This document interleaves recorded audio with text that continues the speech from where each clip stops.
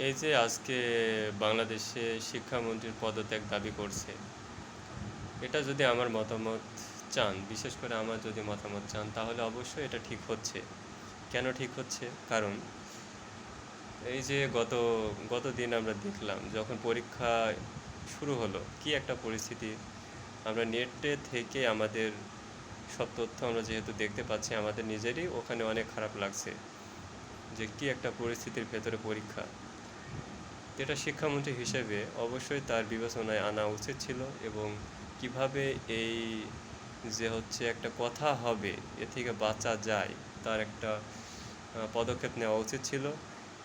এখন ঘটে গেছে, এখন কথা বলে কোনো উপায় হবে বলে আমার জানা নাই।